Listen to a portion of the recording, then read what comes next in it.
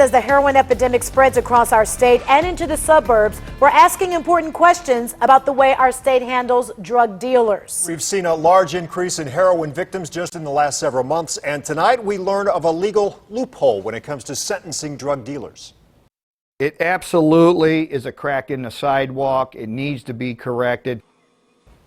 It's the type of crack that could be letting heroin and fentanyl dealers off the hook too easily. Our Megan Hickey has been digging into the state's laws. And Megan, where do the laws seem to be failing? Right now, cocaine traffickers can face steeper sentences in Ohio, even though heroin and fentanyl deaths are the real problem here.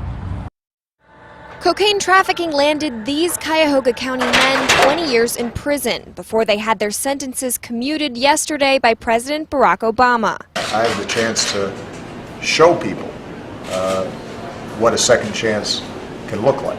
They were sentenced during the height of the cocaine epidemic, when former narcotics detective Tim Dimoff tells me dealers capitalized on the power of addiction. I can only tell you what one drug dealer told me. If they're stupid enough to knock on my door, I'm smart enough to sell it and make a lot of money. And Ohio's sentencing guidelines followed suit, reflecting how seriously police and prosecutors took the cocaine epidemic. Heroin was much less potent at the time, so penalties were smaller. Possession of 50 grams for a first-degree felony versus just 27 grams of cocaine.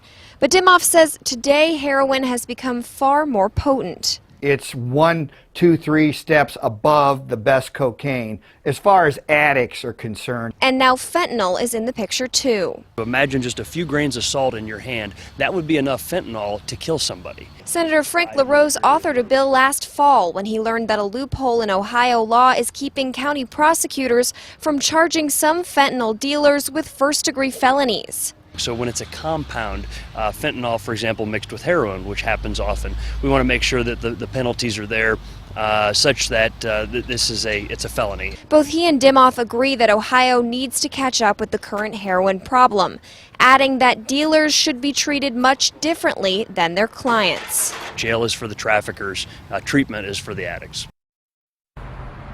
Now, LaRose introduced the bill last fall, and since then the problem has only gotten worse. He's hoping that now his fellow legislators will be ready to take some action. Live in Cleveland, Megan Hickey, News Channel 5.